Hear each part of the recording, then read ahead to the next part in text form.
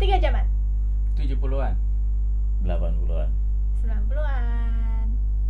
Apa kabar? Baik. Klasik sekali. Waduh, banyak nih masalah yang berdatangan. Cie, banyak pertanyaan-pertanyaan juga sebenarnya, nggak cuma masalah. Oke.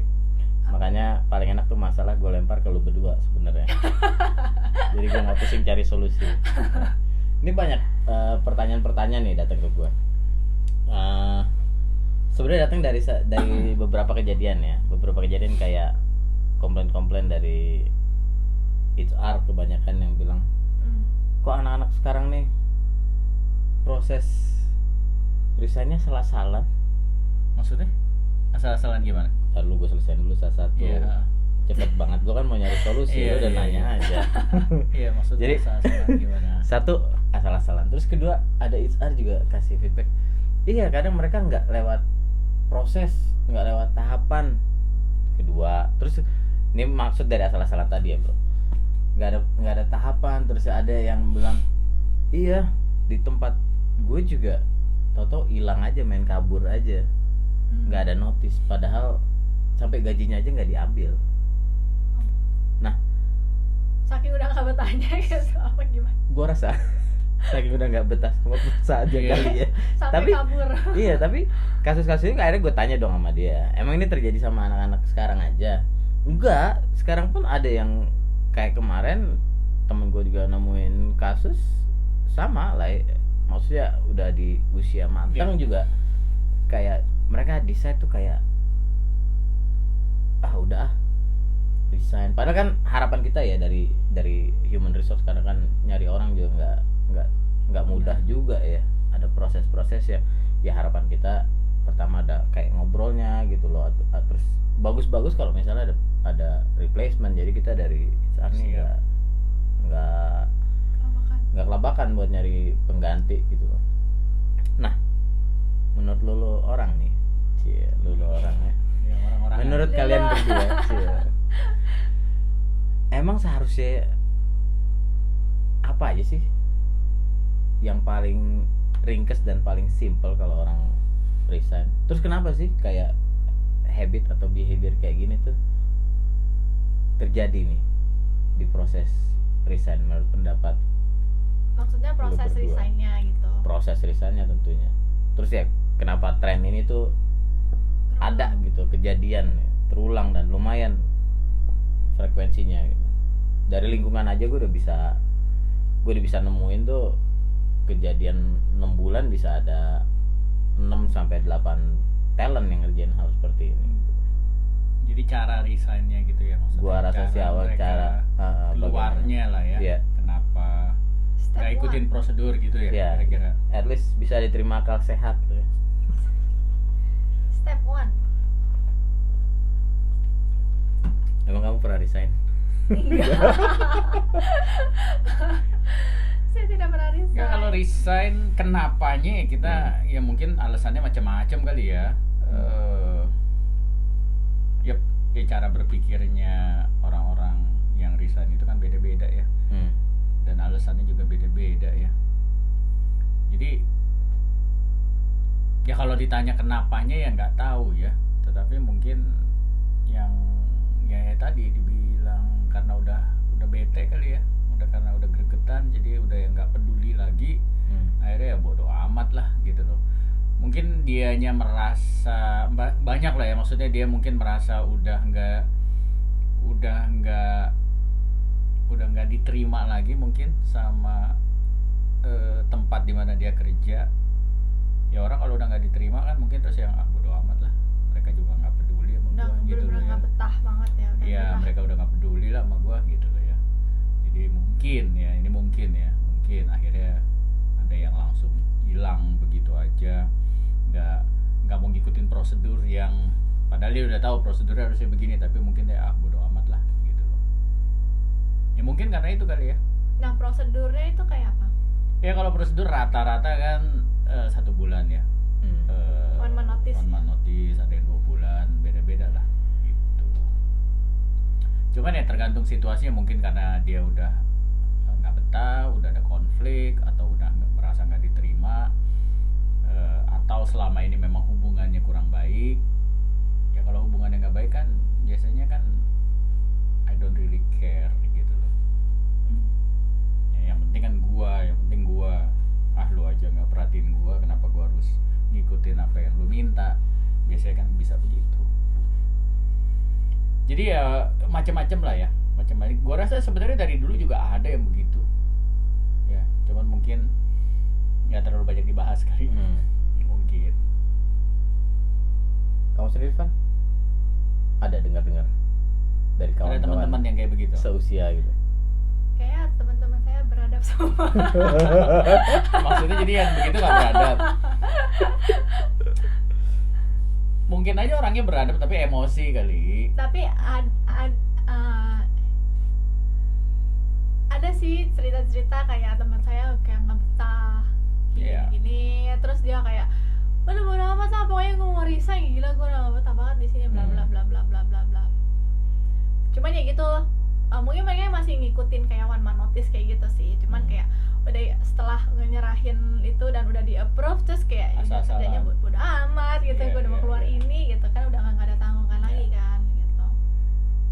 Itu kayak mostly yang cerita-cerita yang saya dengar tuh karena kayak udah nggak betah sama lingkungannya, Iya. sama kolega-koleganya.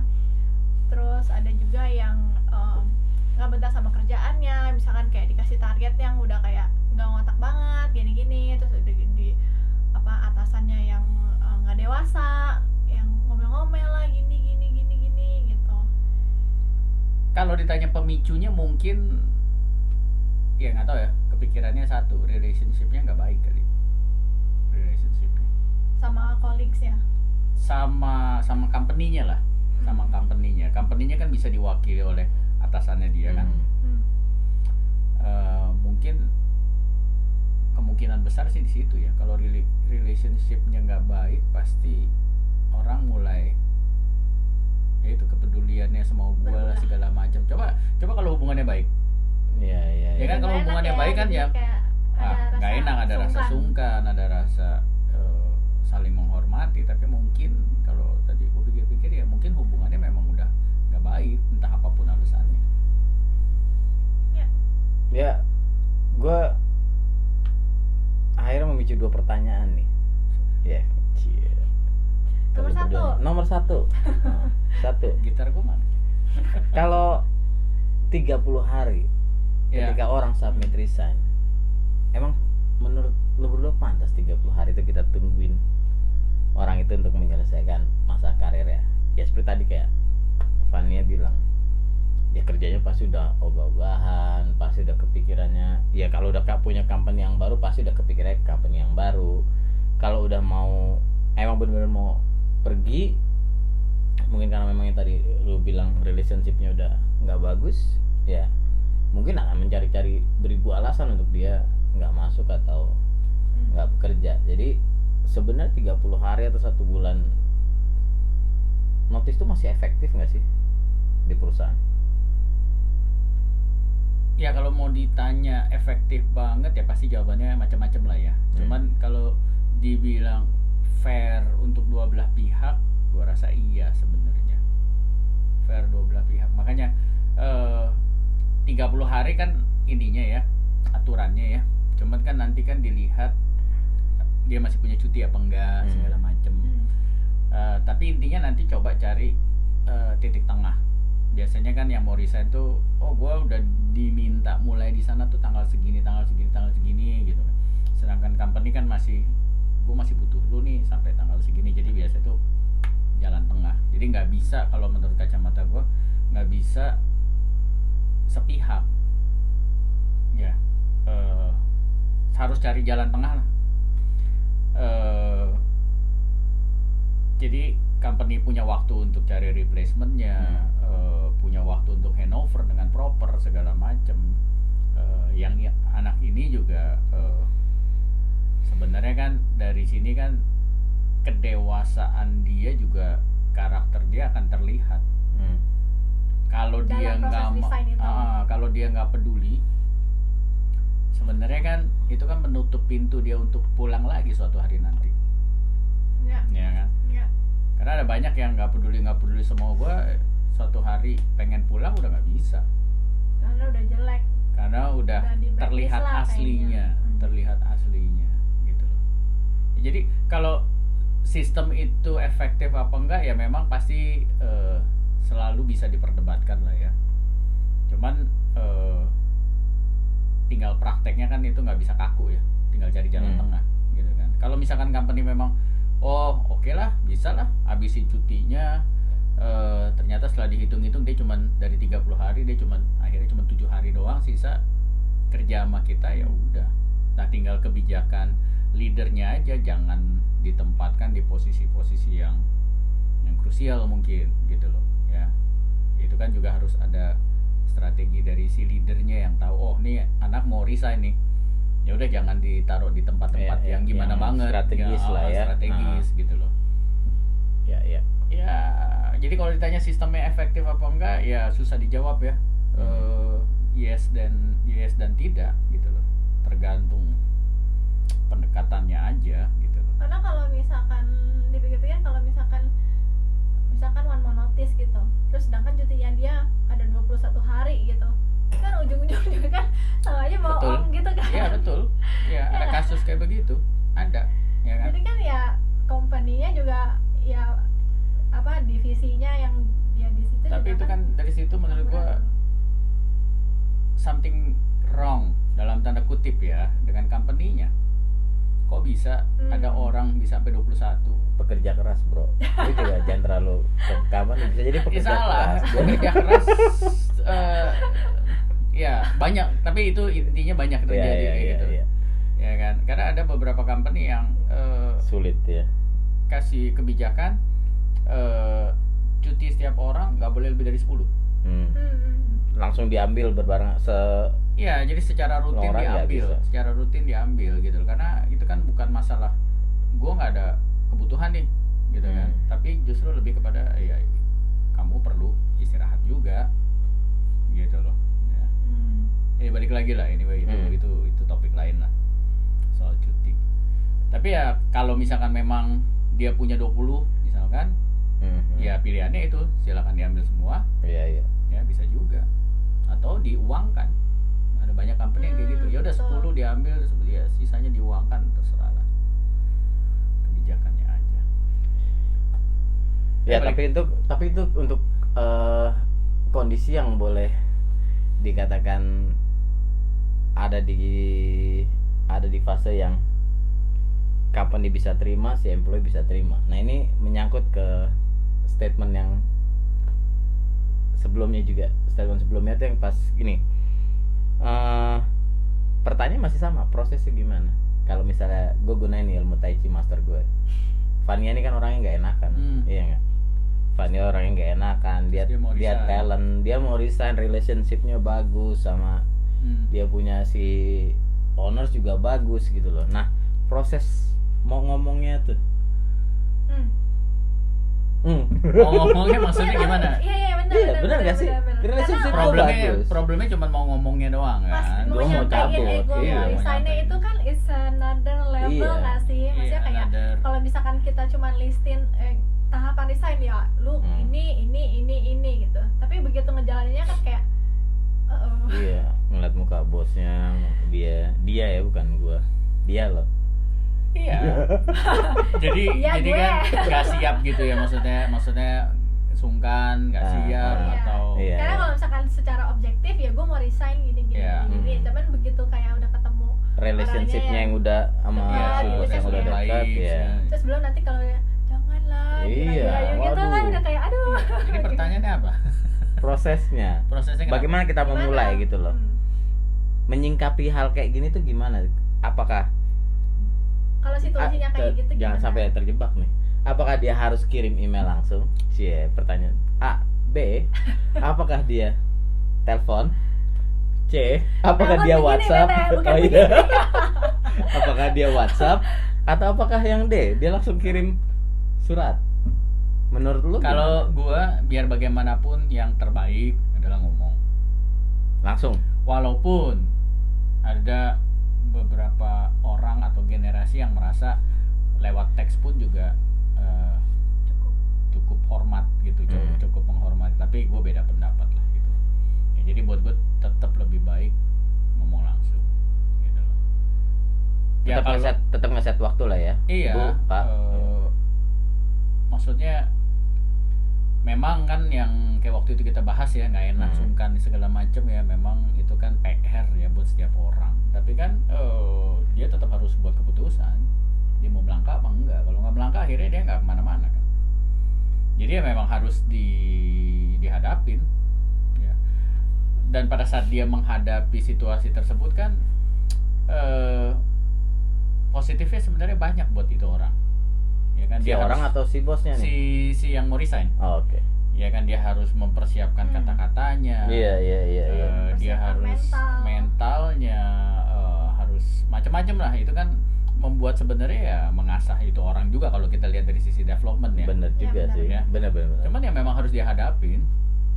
Gitu, jangan dihindari. Kalau dihindari ya ibaratnya gini, lo ada tantangan lo hindari terus ya lo nggak akan kemana-mana. Level lo di situ terus.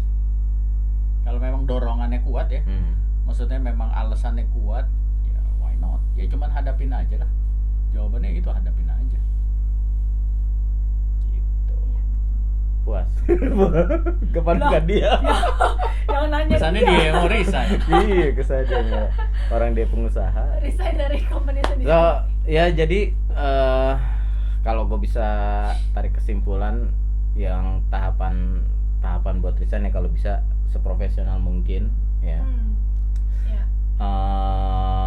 Prosedur-prosedur dijalanin, entah itu melalui proses pengiriman surat atau bagus-bagus ya proses berbicara langsung dengan si superior ya, karena memang pada dasarnya bener juga sih tadi yang lu bilang bro, dengan kita kayak ngomong langsung gitu one on one meeting buat ngomong gue mau resign loh, ini yang gue dapat sekarang, atau gue ada ini, gue lagi butuh ini, gue lagi butuh challenge nih. Jadi hal-hal kayak gini mungkin di lain sisi bagus buat si orang yang mau resign, yang kedua ya si company ya mungkin bisa improve in another part gitu, mungkin ada beberapa hal yang harus di improve di mereka. Terus yang kedua juga penting dengan hal-hal yang memang sudah tertulis di awal ya. Secara kita kaman di kita bertiga ini kayak 30 hari notice ya benar-benar 30 hari itu sebisa mungkin dimanfaatkan untuk ngejar performance-nya tuh, kalau bisa malah bukan merata dan menurun, tapi kalau bisa dari merata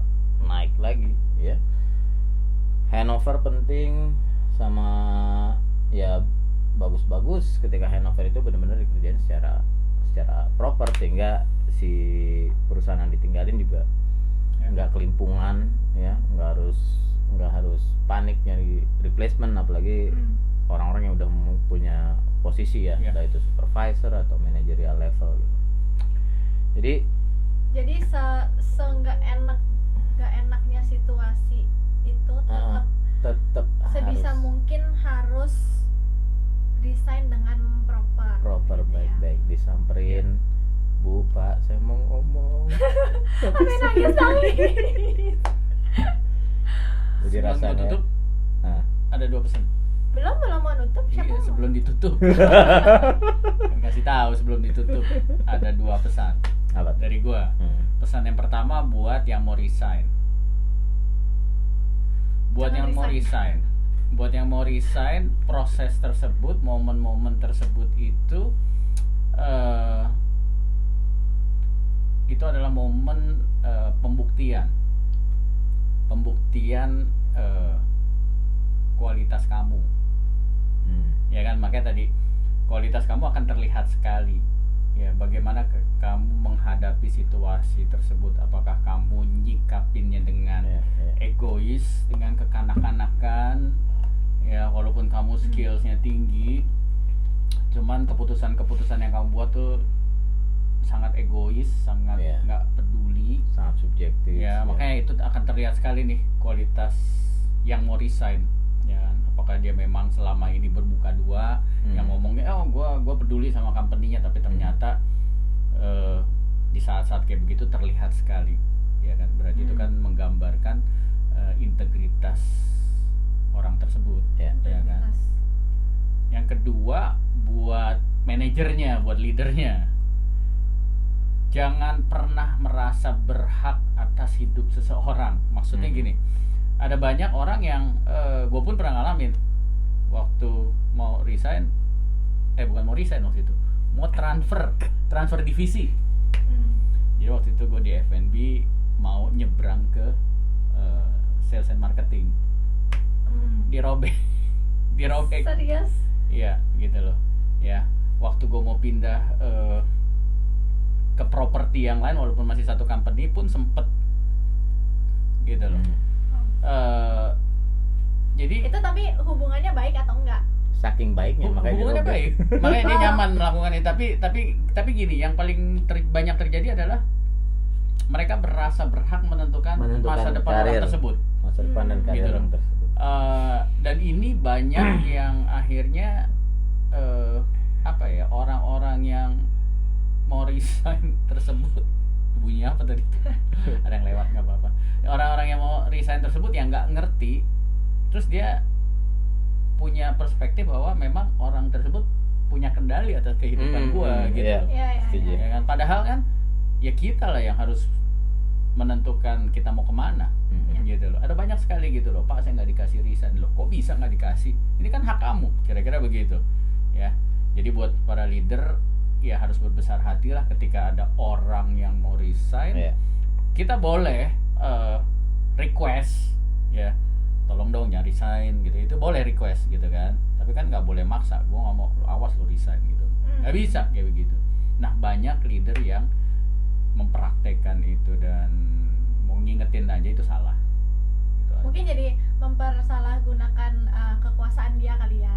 Ya dia bisa menggunakan kekuasaan untuk mengintimidasi orang yang nggak ngerti mungkin. Oh lu nggak boleh resign, awas tuh resign. Wah lu harus di sini dulu lu sampai gitu loh. Padahal kan peranan leader adalah membimbing gitu loh. Nah itu jadi pesannya dua buat yang mau resign sama yang leadernya. Mau ngerisainin. Iya, yang ngalamin gitu. Oh iya ya. Oke, segitu obrolan kita hari ini. Thank you for listening. Udah. Oke, dah. Dah.